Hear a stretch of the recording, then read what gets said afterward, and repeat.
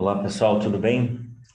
Primeiramente quero sugerir para vocês uma nova playlist aí no canal. Deixei disponível para vocês. Quando vocês acessam o canal, vocês vão ver os vídeos mais visualizados, né? Uma lista com os que tiveram maior acesso.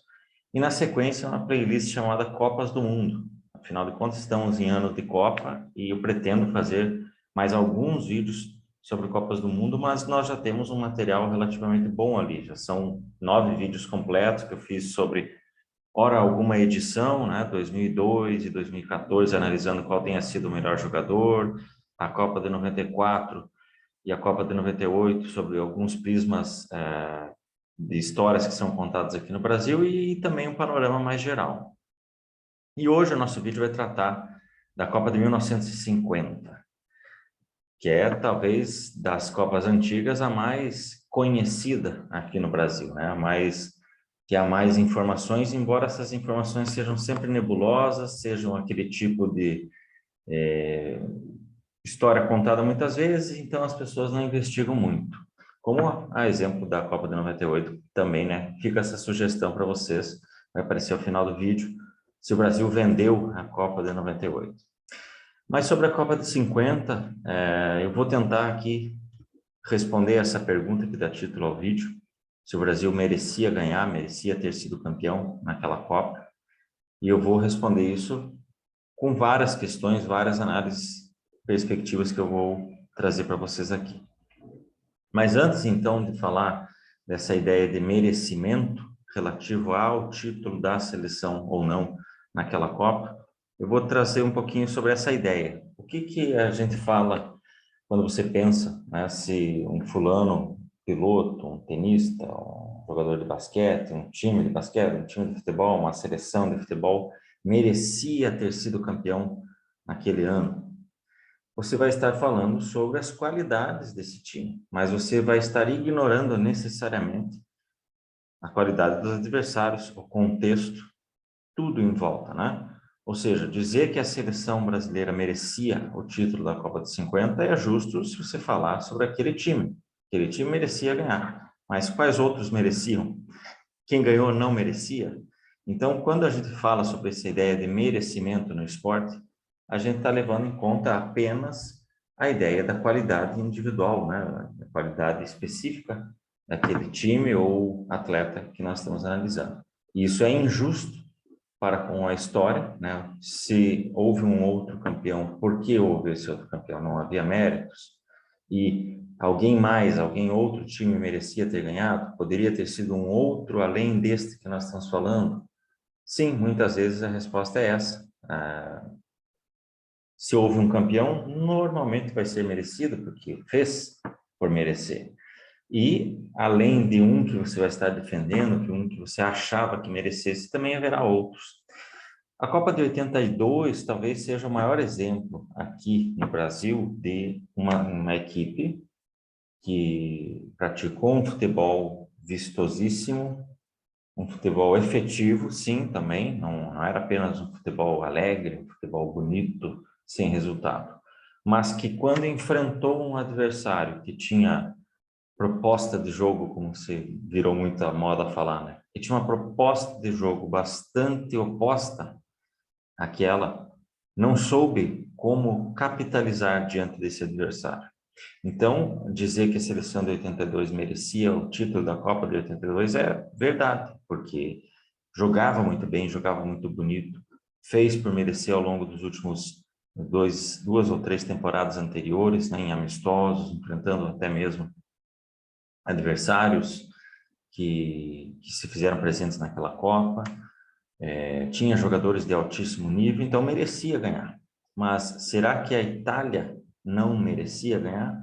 Será que aquele jogo foi um aborto da natureza? Será que é justo dizer que foi o erro do Cerezo que causou essa derrota? Será que é justo dizer que foi a não marcação do pênalti sobre o Zico que privou, furtou a chance do Brasil ser campeão? Enfim, haveria mais ali alguns adversários, né? A Polônia na semifinal, possivelmente, e uma final contra Itália, contra a Alemanha ou França, né? Então, quando a gente fala de um merecimento, a gente está analisando apenas um lado da história, e nesse caso são vários lados envolvidos. Mas a Copa de 82 é tema para um futuro, quem sabe, nós tratarmos. Vamos falar hoje da Copa de 50, que também tem algumas verdades criadas em volta, mas diferentemente da Copa de 82, nós não temos tantas imagens reais, nós não temos uma memória tão viva, não sabemos diretamente quem tenha sido os adversários, como foram esses jogos. Então, são muitas coisas que contribuem para que fique a Copa de 50 como um título que o Brasil deveria ter ganhado e não ganhou, porque foram muito soberbos, né? Acharam que já tinha ganhado, e também porque o goleiro, Barbosa especialmente, ou algum outro jogador errou, né? São essas as duas verdades que são contadas aí. Não ganhou porque chegou com muita soberba e não ganhou porque houve um erro individual de um jogador. O que é muito comum também aqui no Brasil. Eu falo nesse vídeo da Copa de 98, que vai aparecer, novamente repito para vocês, vai aparecer ao final do vídeo, que aqui no Brasil tem a seguinte imagem. Das 21 Copas até hoje disputadas, o Brasil venceu 5 e não venceu 16. Mas não é que outros seleções, outros times, outras equipes foram melhores nessas 16 edições. Não. Em cada uma dessas 16 edições há uma justificativa, há uma explicação, há um porquê. E essa justificativa, essa explicação vai girar em torno de 3 coisas. Ou alguma justificativa contextual, algo que aconteceu que impediu que aquele time fosse para frente, que aquele time fosse bem consolidado, ou um erro individual, então a culpa foi de um fulano especificamente numa situação, ou uma teoria da conspiração. A Copa de 50 parece envolver todas essas 3 coisas juntas, né? Então você vai ter a ignorância completa acerca do contexto, você vai ter teorias conspiratórias e você vai ter a individualização do erro. Não há nenhum exame sobre como foi o torneio, sobre o que levou o Brasil a jogar aquela final, entre outras coisas. Então vamos falar primeiro um pouquinho do contexto da Copa de 50, que tem a ver com uma definição que não é nada inédito, mas uma definição que eu elaborei e pensei, acho justo colocar aqui para vocês. Este ano, na Copa do Catar, nós estaremos iniciando a 5ª era de Copas do Mundo, a 5ª fase, 5º período, 5º ciclo de Copas do Mundo. Vou explicar o que seriam esses ciclos, essas eras.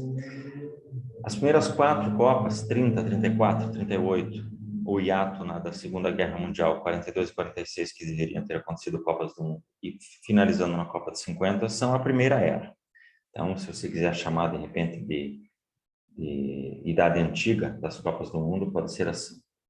Na sequência, de 54, 58, 62, 66 e 70 representam uma segunda era, uma idade média, vamos colocar assim. 74, 78, 82, 86, 90 e 94, uma terceira era. Podemos chamar aí de idade moderna. E aí, 98, 2002, 2006, 2010, 2014 e 2018 representam uma outra fase, que poderíamos colocar como idade contemporânea, e a outra, futuro, vamos colocar assim, futuro, né? Claro que depois eu vou precisar trocar esses nomes aí, de repente puxando para pré-história, idade antiga, etc. Mas para vocês entenderem. Então você vai ter aí ciclos temporais, né? De 5 a 6 Copas do Mundo, portanto, de 20 a 24 anos. Eu entendo que as melhores fases, as 2 melhores fases, são justamente a segunda e a terceira, né? De 54 a 70 e de 74 a 94, por razões distintas. De 54 a 70 pelo aspecto técnico, e de 74 a 94 por conta do evento tomar moldes, apresentar ainda um alto índice técnico, inferior àquele primeiro, aquele anterior, porém um alto índice técnico ainda, mas com vários estabelecimentos de regras e pressupostos para uma Copa do Mundo, como a ampliação de seleções. Então, essa minha divisão ela vai ter a ver com, ora, mudanças de regras, ora ampliações do torneio, enfim, ora espírito do tempo, né, que é o motivo pelo qual eu coloco a Copa de 2022 já como um início e não a Copa de 2026, que vai ter 48 seleções, né, mas eu coloco esta já como um início, por conta do VAR, por conta de ser uma Copa período inédito acontecido, né, sempre foi final de junho, meados de junho, a julho, sempre foi nesse período e agora vai ser de novembro a dezembro. Por ser uma sede, se houve já outras sedes que não eram afeitas ao futebol, tradicionais do futebol, esta é totalmente alheia, por conta das questões políticas que envolvem, né? Algumas mudanças e discussões específicas das regras do futebol, enfim, é uma era que está se iniciando. E essa era anterior, de 98 a 2018, por conta, né, da ampliação, de 94 para 98, com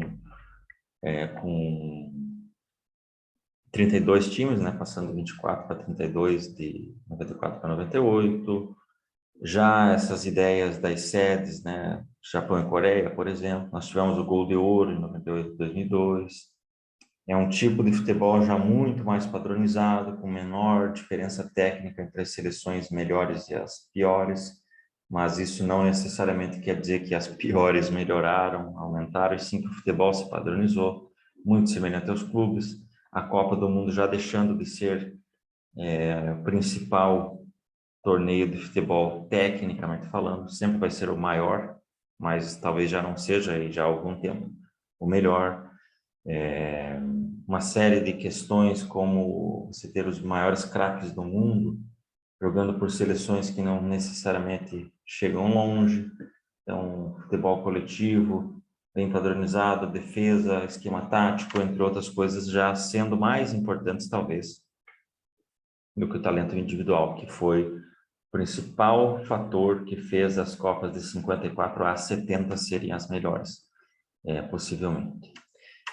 Então, agora falando da Copa de 50 específica, e isso vai explicar por que ela é a última da primeira era, e por que ela já é uma transição, né, para a Copa seguinte. Eu falei disso também, a respeito disso no vídeo. O Brasil é o único país a ter participado de todas as Copas, fica na descrição o link para vocês. Lá eu já expliquei por que eu entendia que a Copa de 54 era o início, não apenas de uma segunda era, não cheguei a fazer essa definição, mas que ela representava, sim, o início de um modelo próximo do que nós temos hoje, por mais que tenham tido N mudanças. Mas eu diria que a Copa de hoje, as Copas do Mundo de hoje, são próximas, parecidas com as de 54. Já com as de 30, 34, 38, 50, ela tem pouco a ver. Então, a Copa de 50, ela acontece, como todos sabem, no Brasil.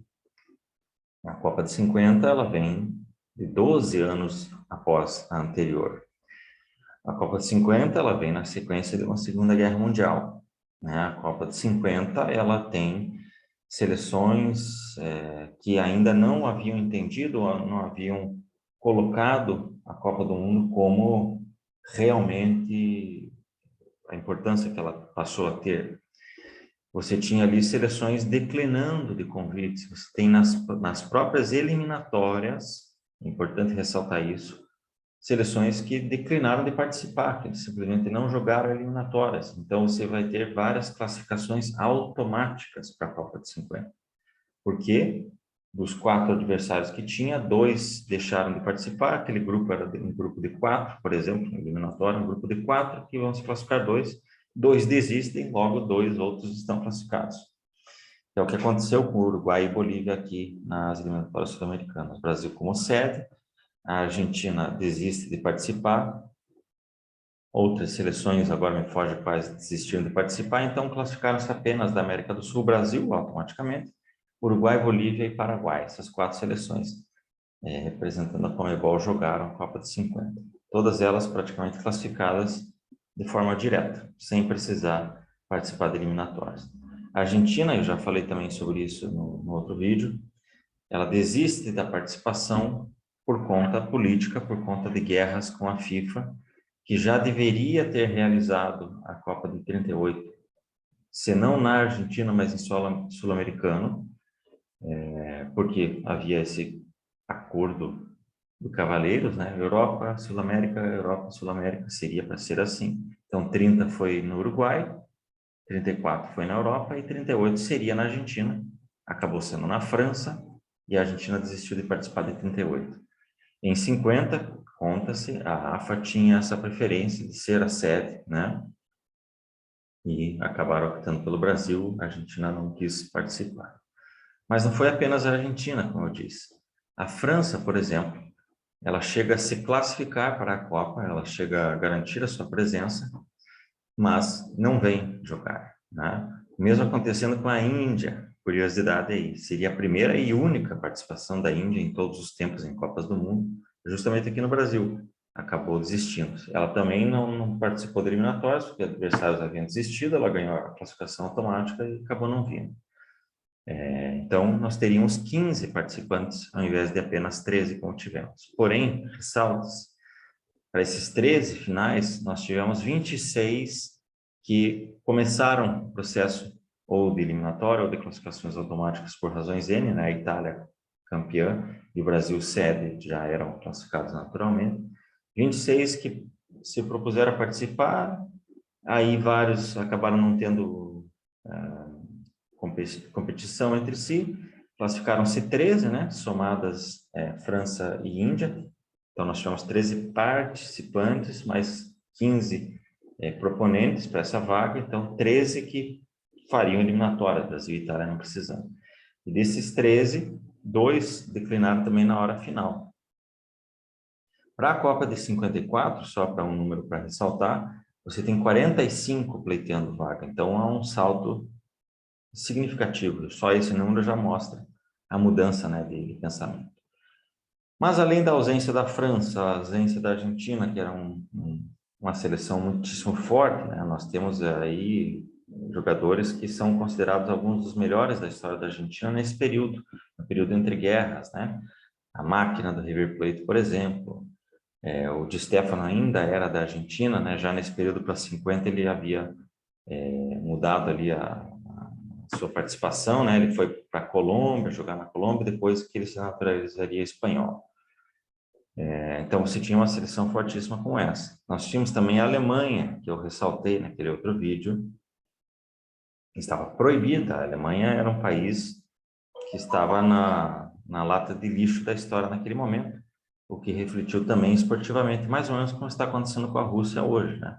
A Rússia não vai poder jogar a Copa de 2022, eventualmente se classificasse, mas ela está proibida como nação de jogar e de ser representada, que era o que aconteceu com a Alemanha. Portanto, a Alemanha só não participou de 2 Copas, 30 e 50, uma porque na primeira a maioria dos europeus não quis participar, né, como nós dissemos, e essa porque ela estava proibida. Então, você já tira do baralho aí pelo menos 3 seleções que eram fortíssimas candidatas, né? Alemanha, França e Argentina. Mas temos também o caso da Itália, que é um caso bastante emblemático. A seleção italiana era possivelmente a mais forte daquele momento, mundialmente falando, né? 48, 49 era a principal seleção mundial. E essa seleção tinha como base a equipe do Torino Futebol Clube, da cidade de Turim. Nada menos do que 7, e aí eu estou falando dos titulares, 7 titulares da seleção italiana, para pegar aí a fase de 49, na temporada 48-49, os amistosos que jogou, nada menos do que 7 titulares eram da equipe do Torino. Mas, no dia 4 de maio de 1949, Torino, a delegação do Torino, técnicos e outros participantes, né? Havia 18 jogadores, então, portanto, alguns outros não fizeram essa viagem, foram enfrentar o Benfica, né, de Portugal, e no retorno, um acidente de avião que matou 18 atletas, os principais, comissão técnica, alguns outros profissionais participantes ali também, né? A tragédia conhecida da cidade de Superga, né? Não sei se é cidade ou uma região, né? Enfim, um acidente, uma situação semelhante à da Chapecoense. Então, quando aconteceu a tragédia da Chapecoense, muito se lembrou, né, da tragédia do Torino. E, enfim, essa situação dizimou praticamente a seleção italiana. A seleção italiana teve que recomeçar. E esse recomeço precisou buscar atletas de vários times, claro que eram jogadores bons, mas não tinha nem tempo hábil para formar uma equipe competitiva e sólida, como era até então. Para se ter ideia, o Torino foi tetracampeão consecutivo italiano, né? 46, 47, 48, 49, e ainda ganhou o de 44. Então, 5 dos últimos 6 campeonatos italianos haviam sido vencidos pelo Torino. O principal jogador, Valentino Mazzola, né? Pai do jogador que seria grande sucesso ali na Inter de Milão, e também que gerou nomes, né, por serem parecidos com ele, era um cracaço de bola, né? Valentino Mazzola, do Torino, é uma das vítimas. Então, já começa dessa forma. Várias seleções declinando, algumas das principais ou não participando ou não tendo mais as mesmas condições de jogar. Então, é nesse contexto que se inicia a Copa de 50 aqui no Brasil. Some-se alguns fatos interessantes e importantes aí. Uma das justificativas para a qual a Argentina teria sido favorecida na Copa de 78, né, além do Peru, e também da questão dos horários dos jogos, né, jogar depois, jogar já sabendo o resultado, uma delas é que a Argentina pouco precisou viajar, né? A Argentina ficou ali, Rosário, né? Enfim, não precisou viajar, enquanto as outras seleções, notadamente o Brasil, precisaram fazer ponte aéreas. Na Copa de 50, o Brasil joga das 6 partidas que ele disputou, apenas uma, a segunda, aconteceu em São Paulo, as outras todas no Maracanã. Pegando o exemplo do Uruguai, por exemplo, né, que é o adversário final, o Uruguai jogou no Independência, jogou no Pacaembu e jogou no Maracanã apenas a última partida. Então, também poderíamos dizer que os outros foram prejudicados, senão o Brasil foi favorecido, pelo menos. Mas, e aí nós vamos começar a tratar de alguns aspectos técnicos específicos do torneio. Até fiz umas anotações para não esquecer, são muitos detalhes que eu queria trazer para vocês aqui. Então, essa é a primeira ideia, né? A seleção italiana também. Vamos falar um pouquinho da Copa de 50, que tem a ver também com 78, mas do lado brasileiro. Outro vídeo que eu fiz, e fica a sugestão também, está na playlist das Copas, se você quiser buscar lá ou ver na descrição aqui. Eu fiz um vídeo perguntando se o Brasil merecia ter 5 Copas do Mundo, né? Merecia ter vencido todas as 5 Copas, ou se não, quais outras ele mereceria ter vencido. Em 78, eu destaco o seguinte, que muito se fala, né, do Peru, muito se fala desses outros pormenores, mas esquece-se os erros cometidos de forma sucessiva pela seleção brasileira, dentre elas as não convocações ou as trocas de jogadores baseados em aspectos políticos, rixas de treinador, etc. Por exemplo, não levam Falcão, tira o Reinaldo, tira o Zico e coloca jogadores outros a mando ali, né, dos militares, enfim. Então, isso também não pode ser esquecido, né? O Brasil fez por onde não vencer a Copa de 78 mais do que ter sido prejudicado. E em 50 isso também acontece, que é um traço comum, se você for observar ao longo da história, né, nas seleções, que é aquilo de deixar de fora craques que são pedidos, que são populares, que são notadamente fazem por onde, porque o técnico tem alguma preferência. Isso também acontece muito, né? A questão do grupo, a questão da identificação, aqueles que respeitam mais o técnico, mas também algumas imposições, né, de querer o técnico, notadamente, ser a estrela, né? Por exemplo, 94, Parreira levou lá, teve a questão do Romário, né? Mas levou o Ronaldo Fenômeno para jogar. E ele não teve um minuto em campo, né? O país inteiro pedia, o cara estava arrebentando. Não, levou para dar uma justificativa de que sim, mas não colocou porque não tinha experiência. Porque, ora, a experiência se adquire trabalhando, não é? Então deixou de fora. Às vezes dá certo, então deixou o Ronaldo de fora, mas ganhou, né? Em 2002, o Felipão bateu ali e não quis levar o Romário, deu certo. Mas também acontece o contrário, que é haver algumas mudanças em nome de alguma em posição e dá errado, como 78, como vai ser de 50. Em 58 houve uma troca ali, né, naquela reta final da primeira fase que deu certo. Você colocou Pelé e Garrincha para jogar a partir da final da primeira fase. E na final ainda teria o Djalma Santos. Então, a seleção que nós imaginamos em 58 tem 3 jogadores que não eram titulares inicialmente, que são alguns dos maiores craques de todos os tempos do Brasil, né? Djalma Santos, Garrincha e Pelé, naturalmente. E teve mais algumas mudanças. Em 50, nós tivemos isso também. Tanto o não levar, quanto o deixar no banco por birra, quanto a troca bem questionável. Começando, então, pela troca questionável. Baltazar, cabecinha de ouro. Claro, eu como corintiano vou defender o peixe aqui, mas se trata de um jogador quase unânime, sobretudo naquela época. Para muitos, um dos maiores cabeceadores da história do futebol e do Brasil, né? Mais de 70 gols de cabeça. No Corinthians, ele marcou gols menos apenas do que o Cláudio, que era seu contemporâneo. Baltazar marcou 267 gols pelo Corinthians, salvo engano. Cláudio, 306, né? Mas era um formidável cabeceador, não à toa esse apelido. E na própria Copa de 50, ele joga as 2 primeiras partidas, contra o México e contra a Suíça, e faz gols em ambas. O gol dele contra a Suíça, já vamos falar dessa partida brevemente, é um cabeceio belíssimo. Ele cabeceia mais ou menos ali da marca do pênalti. Um cabeceio fortíssimo que faz uma trajetória diferenciada da bola, né? Eu vou deixar para vocês o vídeo desse jogo contra a Suíça, né? Um resumo completo de apenas 9 minutos. Sugiro para vocês assistirem também, porque vai explicar um pouquinho do que eu vou dizer na sequência. E aí, contra a Iugoslávia, jogo final da primeira fase, o Baltazar é tirado e não retorna, né, ao longo do torneio. Ele viria a jogar novamente em 54 a Copa, e acontece algo parecido.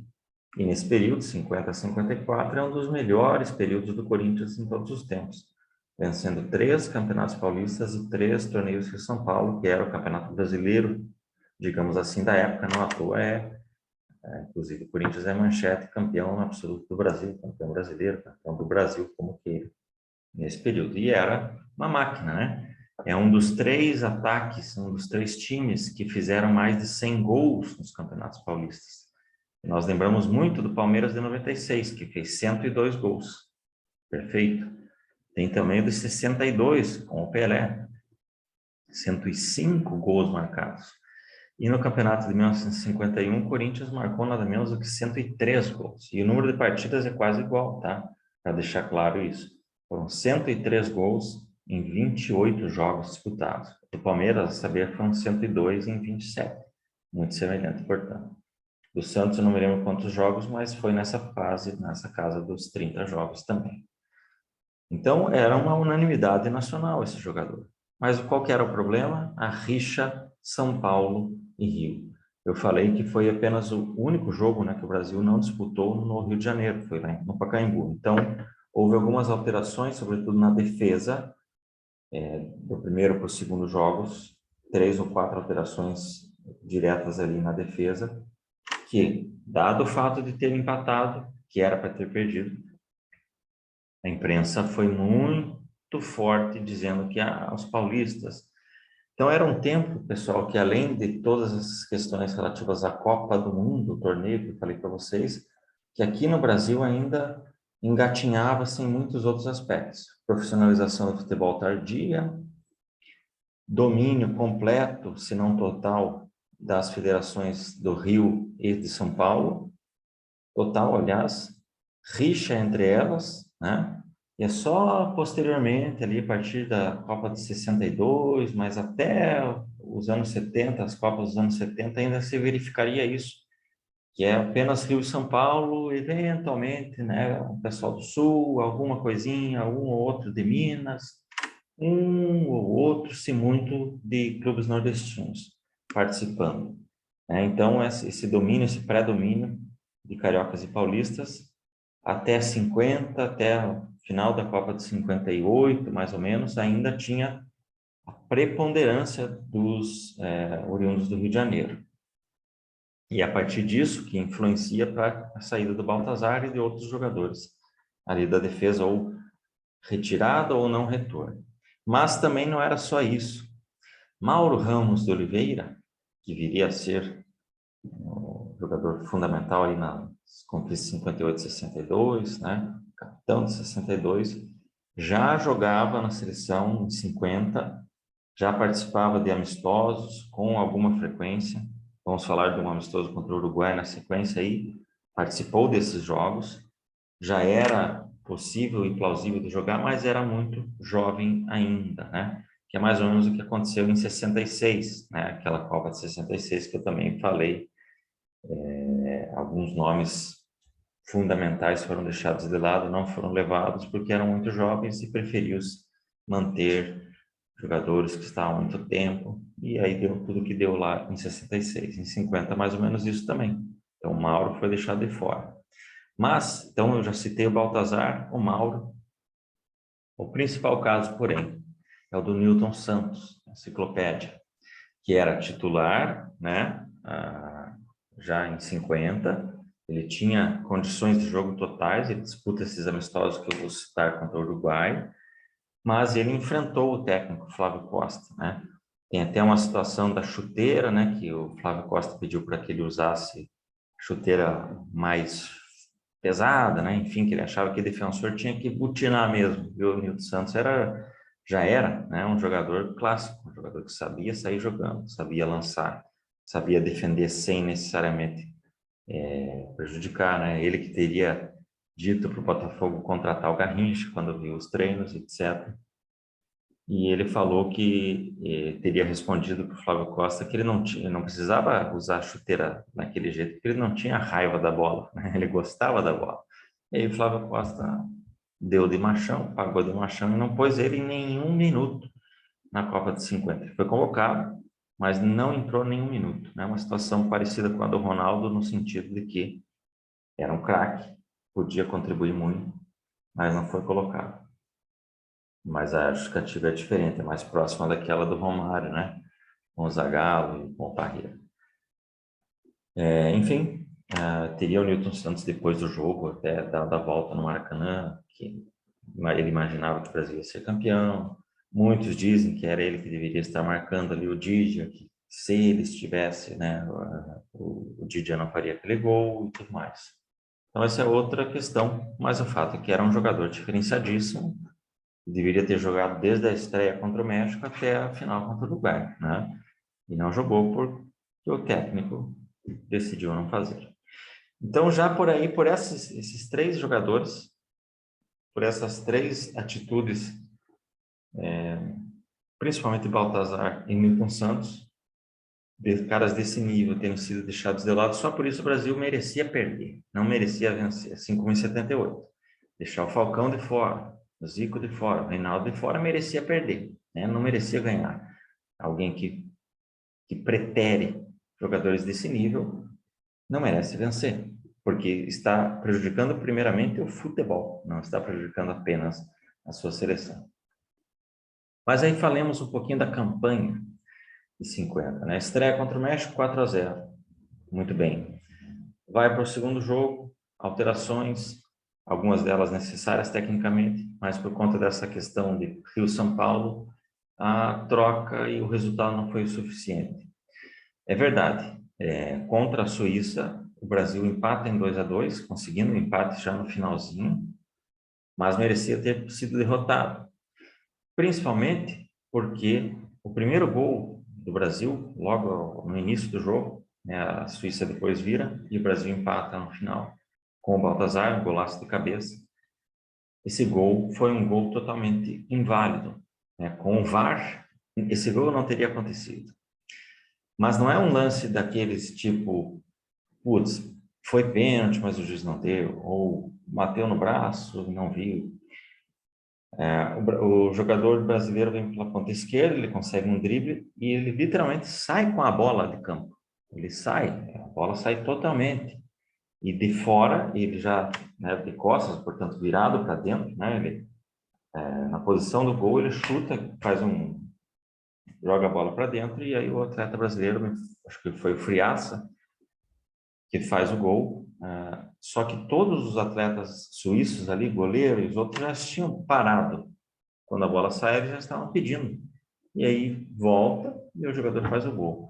Como era um tempo também em que não tinha muito disso de para tudo e vamos chegar lá no juiz, etc., meio que as coisas eram assim, autoridades era o que era e não podia questionar muito. Os caras questionaram ali no comecinho, mas deixou, foi por aí. Então, um gol totalmente irregular nasce nesse momento e há um empate em 2-2. Mais do que dizer que deveria ter sido 2-1, e aí também nós não sabemos, né, a sequência do jogo, tudo pode mudar, né?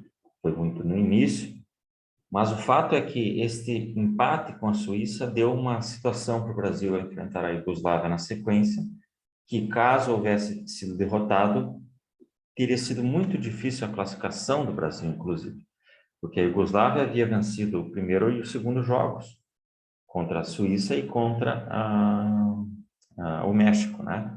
Então, chegaria ali com uma pontuação em que o Brasil precisaria vencer e ainda fazer saldo.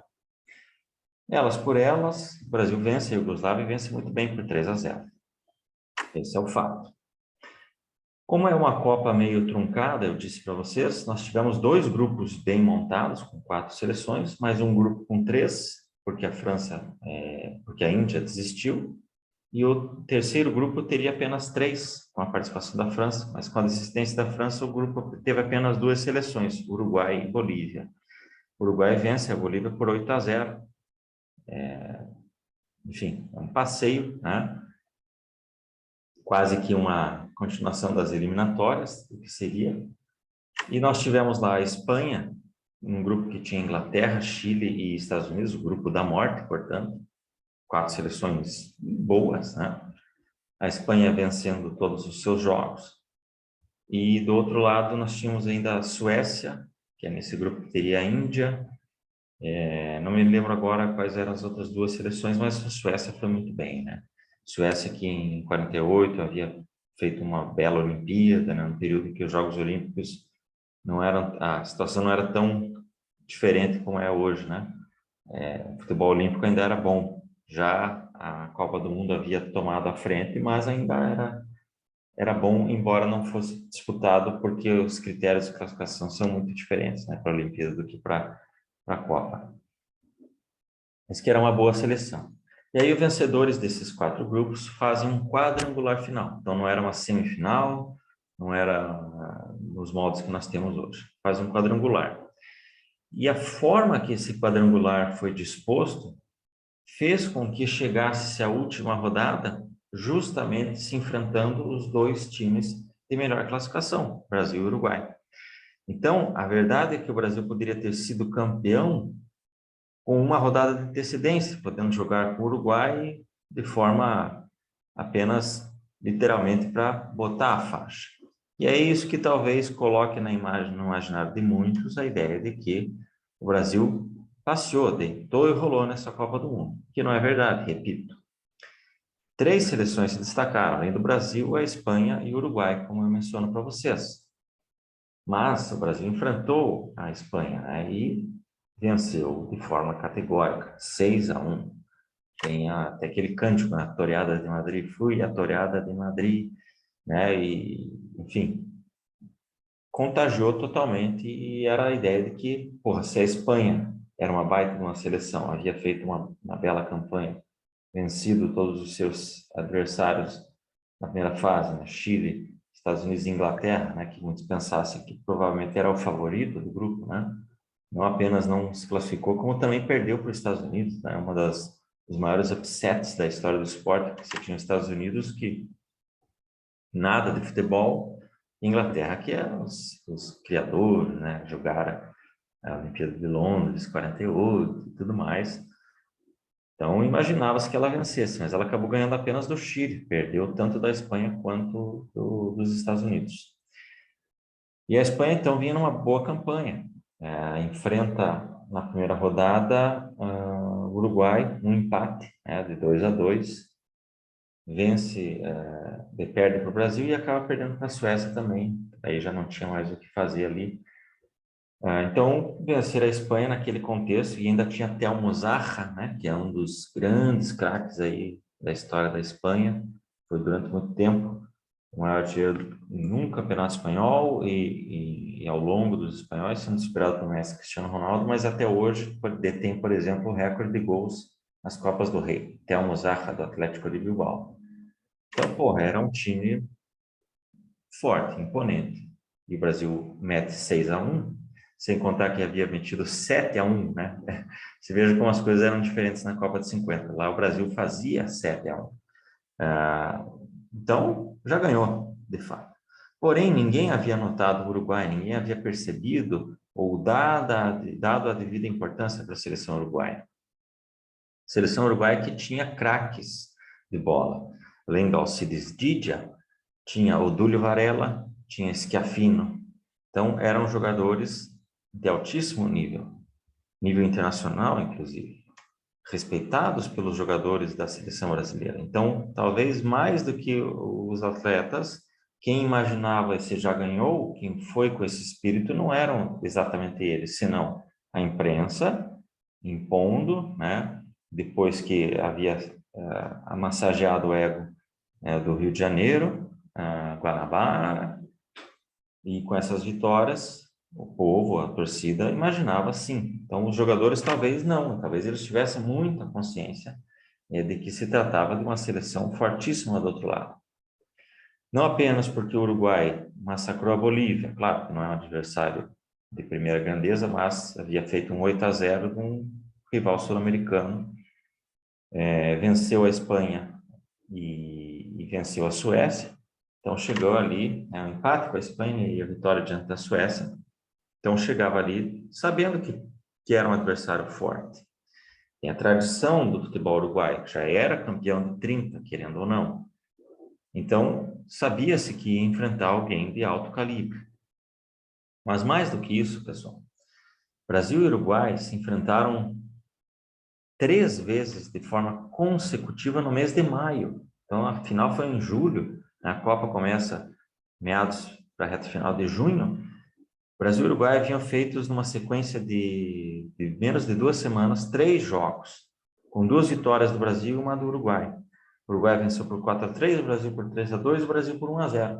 Então, placares mínimos, no agregado 7-6, todos os jogos acontecendo aqui, com boa parte dos atletas das duas seleções. O Uruguai, talvez quase que a totalidade dos jogadores que disputaram a final haviam jogado contra o Brasil lá, e o Brasil com essas mudanças que eu havia mencionado para você, saída do Baltazar, saída do Milton Santos, do próprio Mauro, que jogou esses amistosos. Então, eles sabiam quem eles iam enfrentar. E já havia sido demonstrado, portanto, em 3 jogos, 7-6, três jogos decididos no placar mínimo, diferença mínima.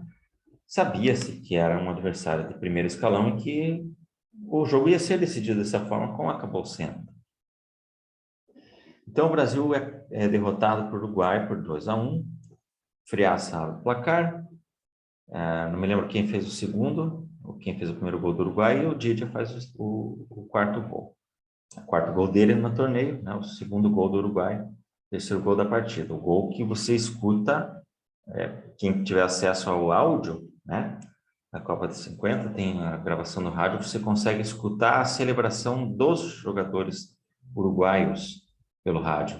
Pense, um estádio com quase 200 mil pessoas, oficialmente mais aproximadamente 180 mil pessoas, você escutar 11 atletas vibrando, quer dizer que houve um silêncio sepulcral, de fato, ali, né?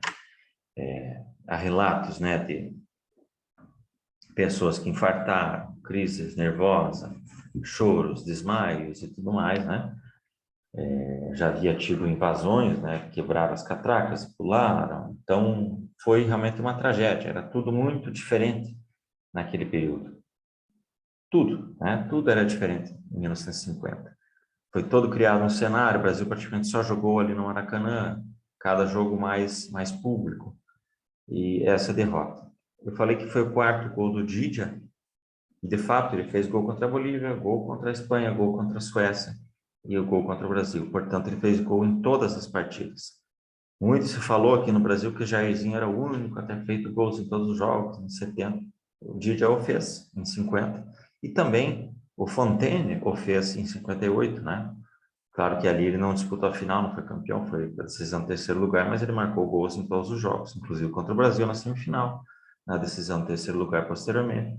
Então foram 3 jogadores que marcaram gols em todos os jogos de uma Copa do Mundo: o Jairzinho, o Fontaine e o Alcides Didia. Portanto, era também um jogador diferenciado, um jogador de altíssimo nível.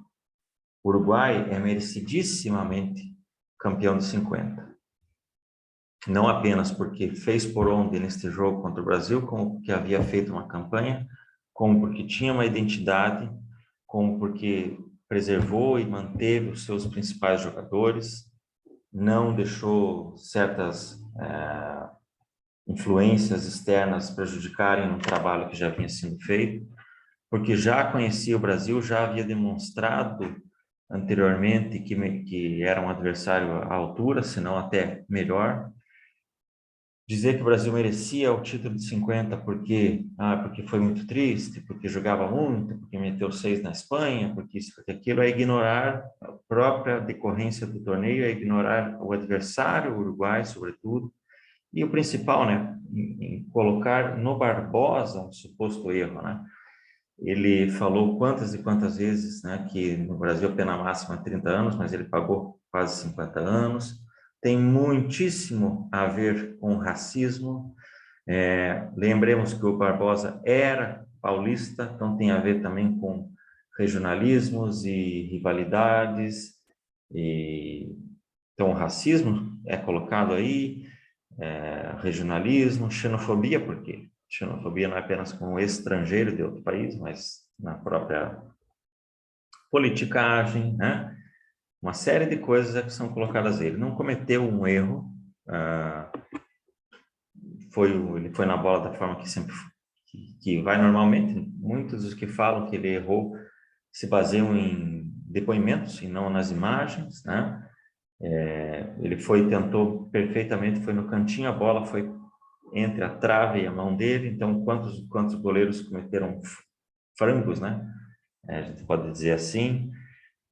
O Didia era extremamente capaz, pode ter havido falhas no início de jogada, início de marcação, como eu falei, o homem que poderia ter parado Didia em 50 é Newton Santos, porque ele teria uma capacidade melhor do que o seu...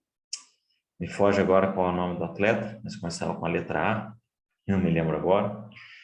E para deixar esse tom um pouquinho mais humorístico, né, para não precisar levar apenas para o tom crítico, vale dizer que se a seleção italiana tinha como base o Torino, e assim foi prejudicada, precisou mudar, é importante lembrar que a seleção brasileira tinha como base a equipe do Vasco.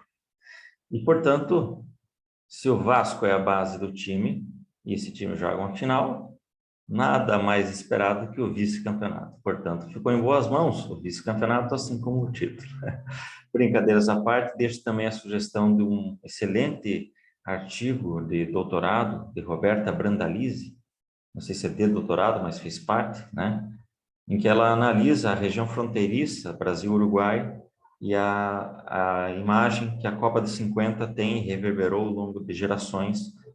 É muito interessante. Tem tudo a ver com isso, né? O Brasil é que não ganhou a Copa e não o Uruguai que mereceu, o Barbosa que é culpado, o Brasil deveria ter ganhado, etc. É uma imagem que reverberou e continua mantida pela nossa imprensa de forma errônea. Mas, repito, o Uruguai mais do que mereceu, e havia outras tantas seleções melhores e superiores à do Brasil naquele período que não disputaram a Copa por razões distintas. Beleza, pessoal? Um abraço a todos.